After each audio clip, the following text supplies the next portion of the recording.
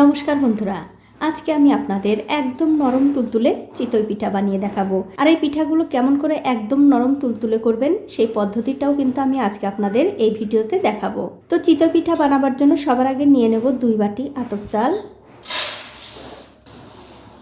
আর তার সাথে দিয়ে দেব হাফ বাটি সেদ্ধ চাল। এই আতপ চাল আর সেদ্ধ চাল দিয়ে যদি এই চিতই পিঠাগুলো করা যায় তাহলে কিন্তু বন্ধুরা পিঠাগুলো একদম নরম তুলতুলে হয়। এবারে এই চালের মধ্যে জল দিয়ে চালগুলো 2 থেকে 3 বার খুব ভালো করে ধুয়ে নেব। তো এই দেখুন চাল কিন্তু আমি খুব ভালো করে ধুয়ে নিয়েছি। এবারে এর মধ্যে জল দিয়ে 2 থেকে 3 ঘন্টার জন্য ভিজিয়ে রাখবো। তো 3 ঘন্টা পর আমি উপর থেকে ঢাকাটা তুলে নিচ্ছি। আর দেখুন চালগুলো কিন্তু ভিজে একদম নরম হয়ে আছে, আপনাদের দেখিয়েও দিচ্ছি। দেখুন আঙ্গুল দিয়ে চাপ দিলেই কিন্তু চালগুলো ভেঙে যাচ্ছে। এখন আমাদের যা করতে হবে, এই ভেজানো চালগুলো একটা মিক্সিং জারে দিয়ে খুব ভালো করে বেটে নিতে হবে। আর বাটার সময় কিন্তু অবশ্যই একটুখানি জল দিয়ে বাটতে হবে। তো এই দেখুন আমি কিন্তু চালগুলো মিক্সিতে খুব ভালো করে বেটে নিয়েছি। আর এই একই রকম করে কিন্তু সবগুলো চাল বেটে নিতে হবে। এখন আমি এর মধ্যে দিয়ে দিচ্ছি স্বাদ মতো নুন। নুনটা দেওয়ার পর একটা হাতা দিয়ে খুব ভালো করে এই চালের ব্যাটারের সঙ্গে নুনটা মিশিয়ে নিতে হবে। তো এই দেখুন নুনটা কিন্তু এই ব্যাটারের সঙ্গে খুব ভালো করে মিশিয়ে নিয়েছি। আর বন্ধুরা এই ব্যাটারটা কিন্তু খুব একটা বেশি পাতলাও করা যাবে না, আবার খুব একটা ঘনও করা যাবে না। ঠিক মিডিয়াম ঘনত্বের ব্যাটার একটা আমাদের তৈরি করে নিতে হবে। দেখুন ঠিক এরকম। এখন দেখতে পাচ্ছেন একটা কড়াইতে আমি 1 কেজির একটুখানি কম দুধ দিয়েছি। আর দেখতেই পাচ্ছেন দুধটা কিন্তু খুব ভালোভাবে জাল হয়ে গেছে। এখন আমি এর মধ্যে দিয়ে দিচ্ছি খেজুরের পাটালি গুড়, আর তার সাথে দিয়ে দেবো একটু নারকেল কোড়া। এবারে দুধের সঙ্গে নারকেল আর গুড়টা খুব ভালো করে জাল দিয়ে নিতে হবে। তো এই দেখুন গুড় আর নারকেল কিন্তু আমি দুধের সঙ্গে খুব ভালো করে জাল দিয়ে নিয়েছি। এখন আমি এর মধ্যে দিয়ে দেব আগে থেকে যে চিতই পিঠার ব্যাটার আমি তৈরি করে রেখেছি সেই ব্যাটার। এতে করে কি হবে, এই খিরসাটা একটু ঘন হবে, খেতে ভালো লাগবে। আর বন্ধুরা আমি কিন্তু এখানে চিতই পিঠা খাওয়ার জন্য একটা খিরসা বানাচ্ছি। অবশ্যই আপনারা এইভাবে একদিন হলেও খিরসা বানিয়ে খেয়ে আমাকে কমেন্ট করে জানাতে ভুলবেন না আপনাদের কেমন লেগেছে।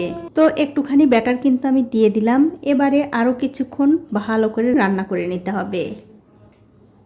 তো এই দেখুন বন্ধুরা আরও 3-4 মিনিট সময় ধরে কিন্তু এই খিরসাটা আমি খুব ভালো করে রান্না করে নিয়েছি। দেখতেই পাচ্ছেন খিরসাটা কিন্তু অনেকটাই ঘন হয়ে গেছে। এর চেয়ে বেশি কিন্তু আর ঘন করা যাবে না, তাহলে যখন ঠান্ডা হয়ে যাবে তখন কিন্তু আরও বেশি ঘন হয়ে যাবে। দেখুন খিরসাটা কিন্তু হয়ে গেছে। এখন আমি গ্যাসের ফ্লেমটা বন্ধ করে দিয়ে এক পাশে রেখে দেব। এখন আমি পিঠাগুলো ভেজে নেব। তার জন্য দেখতে পাচ্ছেন একটা পিঠার খোলা আমি গরম করতে দিয়েছি।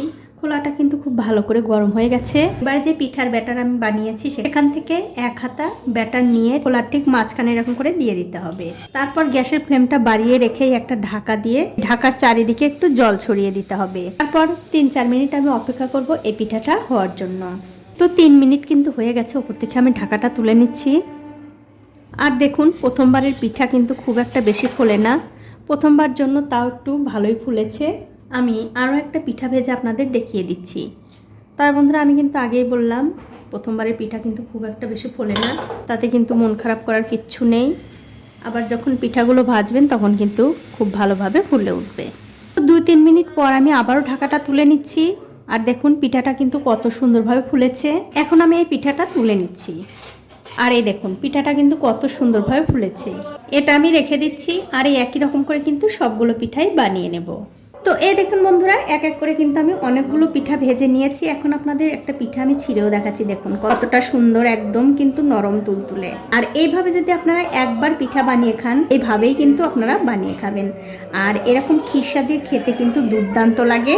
তো বন্ধুরা আমার আজকের এই চিতই পিঠার রেসিপিটা আপনাদের কেমন লেগেছে?